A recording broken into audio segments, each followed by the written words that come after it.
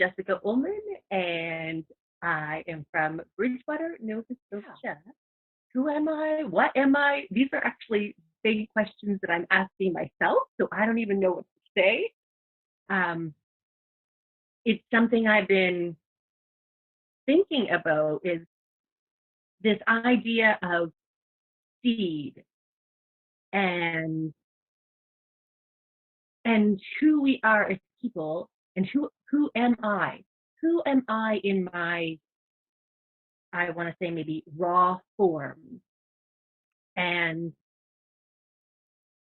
I can give you tons of titles and hats that I wear and labels that I've given myself or that my family, society has given me.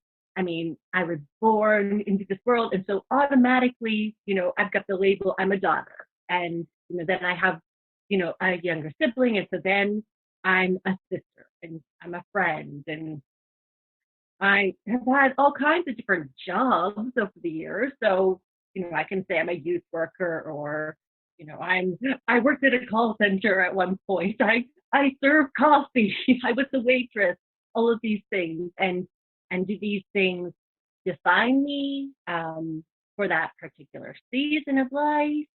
Do they define me at all? Are they just merely a hat that I'm wearing? I don't know. I'm asking these questions in trying to figure out who I actually am. And it's kind of scary. I'm approaching my 36th year and thinking these things, wondering like, oh my gosh, do I actually even know who I am? Um, I mean, I know who I've tried to maybe make myself into or that society or my family, all these things. Um, I guess some of these questions started surfacing when I was also looking at this idea of shame and where this thing comes up, these little whispers of, that you're not enough or that you have to prove yourself, that you do have to like make a name for yourself. I mean, I love art and I've always been creative and I'm studying the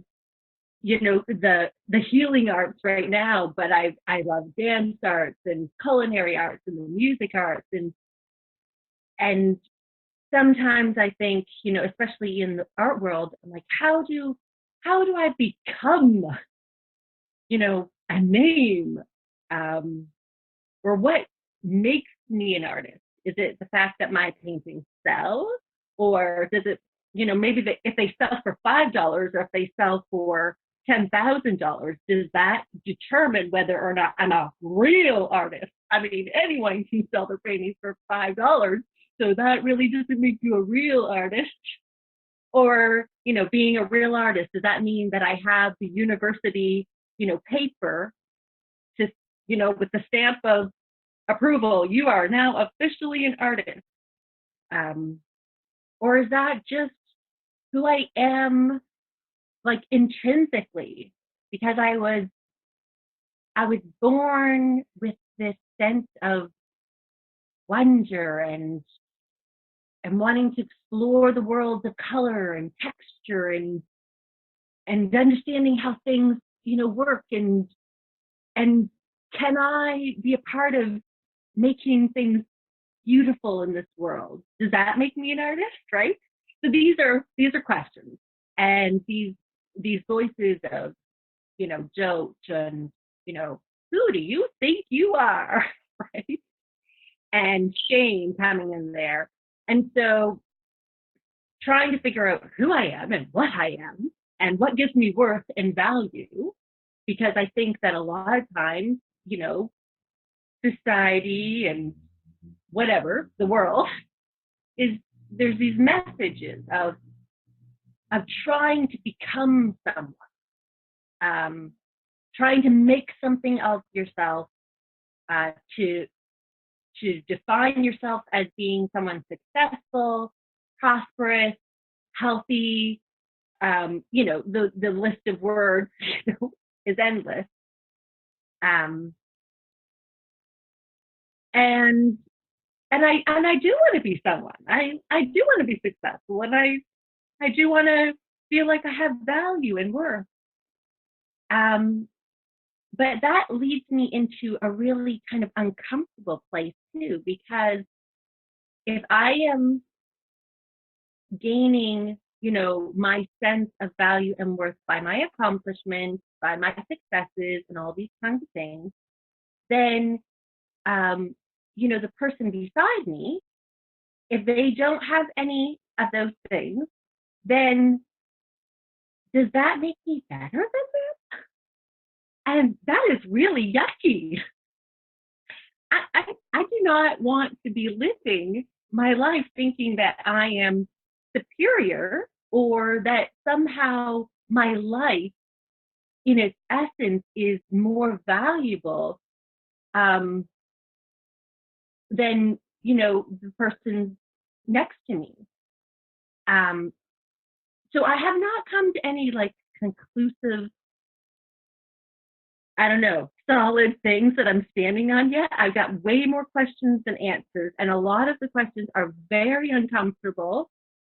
Um, but that's another kind of like rabbit trail. Just a couple weeks ago in my meditation time, I I love lists. I love planning. I love making goals and accomplishing things. And I get really frustrated when I feel like I'm in limbo because I like point A, point B. I like to know where I'm going. And when my life is not going in the direction I think it should go, then I have a meltdown. Or I have anxiety. I have anxiety attacks, or I fall into depression or something because life is not going where I thought it should go, or I'm not seeing results quick enough.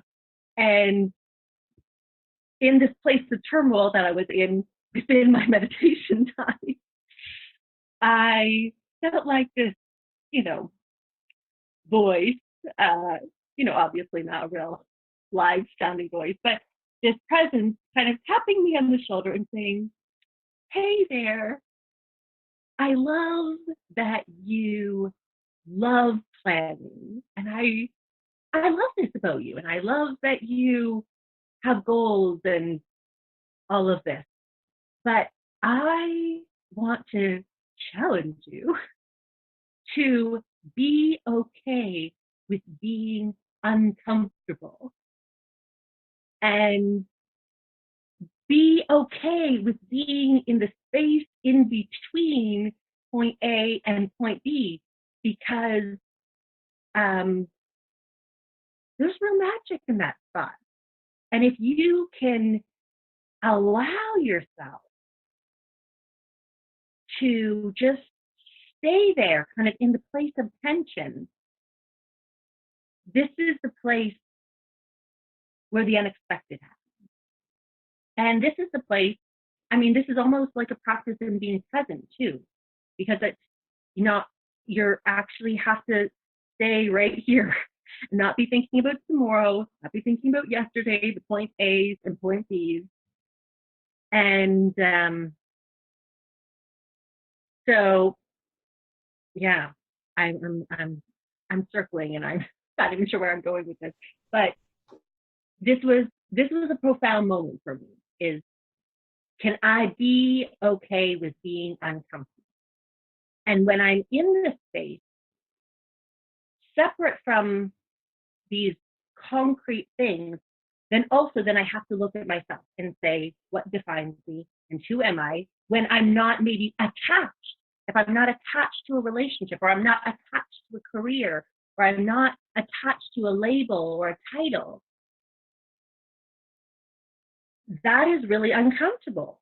Who am I? And what gives me value? What gives me worth? And if I can borrow the story and the imagery from like Adam and Eve and the garden, something happened there. And then the question was, who told you you were naked? And why do you think that that's shameful? Like, why do you feel shame with being naked? And so that story has also been playing in my mind. Because if I am stripping all of these things that I use to define me, my security blankets, my sense of worth, and all this stuff, then I am naked. And why does that feel so yucky? Why does that feel shameful? And so then I'm asking the question, like, who told me that that was shameful? Who told me that I wasn't, that in my nakedness, in my raw form, in my complete vulnerability, with no hat, with no, fancy clothes, no titles, no labels, no nothing, just in my complete, just naked essence, I, as far as the story is concerned, that was supposed to be enough. That I was perfect. And in the beginning, the story is that they were perfect and they were lacking nothing, and there was peace and joy, and that was paradise. And then something came in, some kind of lie said, oh, this is not enough, actually. You need to cover yourself with clothes because what you are in your pure essence isn't enough.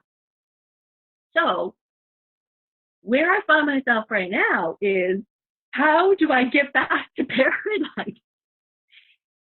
How do I get back to seeing myself and seeing the rest of humanity in naked form and it being perfect? And that is that this idea of value and worth and all that, like, isn't really even a part of this equation, because there is just, if we're standing on anything, we're just standing on the solid thing that you are perfect and so am I, period. And I love imagery, because I'm an artist. But I love the pictures that nature and story and family gives us to portray these truths. And several months ago, I was thinking about, just a baby coming into the world. I don't have any children of my own, but my sister has 5, and I had the honor and privilege of being there for 3 of her kids' birth. And it is a miracle like none other. There is no other experience that I've ever had than to see this life, take its first breath. And it is in the context of pain and mess, and there's blood, and it's very uncomfortable. But the first words that are spoken are, oh, this baby is perfect, absolutely perfect, from the tips of the toes to the tips of the nose. Like, this baby isn't doing anything. It hasn't become anything. It's just perfect. And that's who it is. Perfect. And so I also started asking questions like, when did we lose our perfection?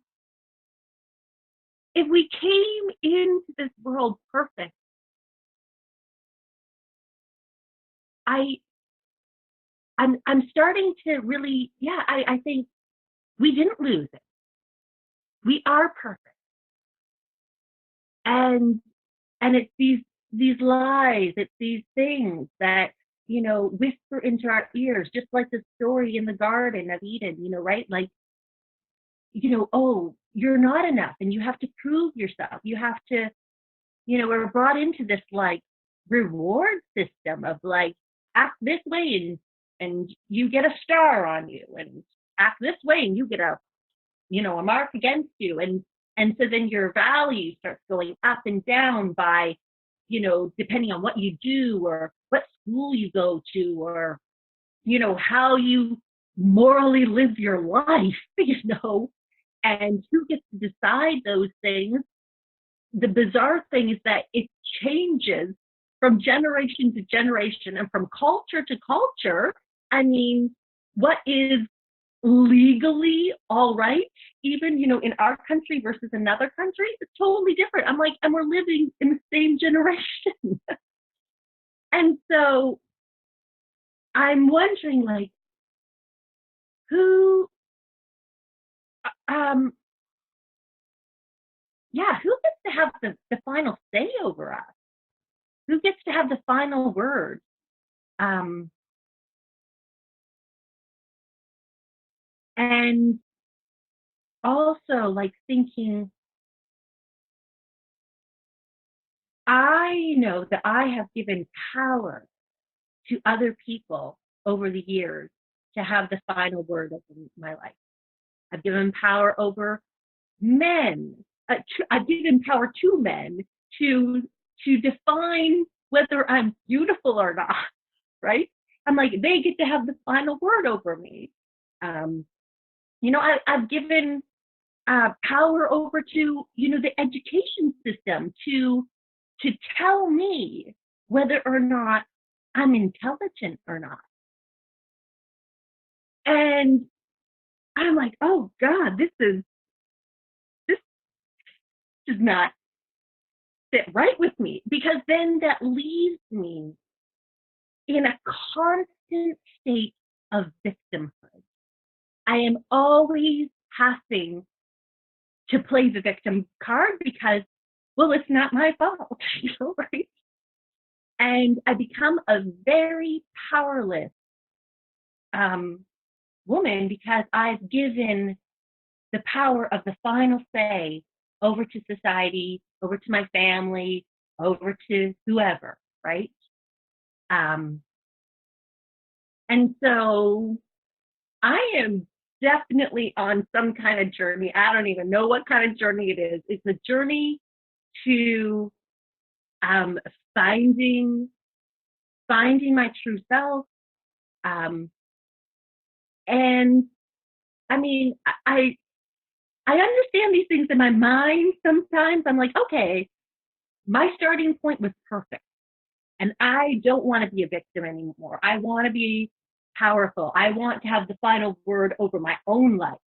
And I get to say, guess what? I'm perfect. I'm beautiful. I'm intelligent. That I came from seed, just like everything else in nature, you know, that I don't have to build something for me. I don't have to add these titles and labels on me to make me something. I already am. I'm already perfect seed. And I just get to kind of be a witness to my own life unfurling. And, just like the tree, yes, there's storms and there's winds and there's obstacles and there's all kinds of things that the tree might have to, move around, and its roots got to go in all kinds of different directions. But the essence of who it is doesn't change, right? And it's always reaching for the light. And I love the butterfly thing too. I wonder, I I know that I'm perfect at my starting point, but it's exciting to discover and witness my own expansion, I'll say.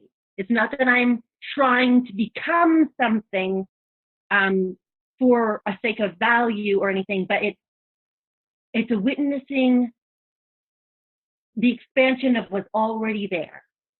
And I wonder, did did the caterpillar know that it was that one day it would be flying? And sometimes I even look at my own life and I think, wow, I have my ideas and you know, I like to have goals but I started school in January and I'm studying traditional Chinese medicine and acupuncture. And 10 years ago would have never thought that that would have been something I was doing. I mean, 10 years ago, my plan was to be married and have kids by the age of 27, and, but it's all okay. Um, Life is beautiful and amazing. And my life is beautiful and amazing. And yeah, I'm definitely asking lots of questions, discovering things. I've got a lot of information up here. And my hope is that this is going to really start sinking into my bones because I wonder what, you know, what, what a generation, what even just for myself, but I want this to be bigger than myself. I wonder what these kinds of truths about our own perfection and being powerful and us having the final word over our own lives. I wonder how that could shift, like how we'd all start maybe looking at each other differently and what that would look like if we all started really like walking hand in hand, seeing each other in our complete, perfect, gorgeous nakedness. um, and everything else is just, cherries and icing on the top, right? That if we really started seeing each other with our intrinsic value, and if we could start seeing ourselves that way, and that there's no place for shame. There's no place for shame. There's no place for judging. There's no place for, um, you know, them versus us and hierarchy and all these kinds of things. Um, that what could a world look like where we really do view each other as perfect and beautiful and powerful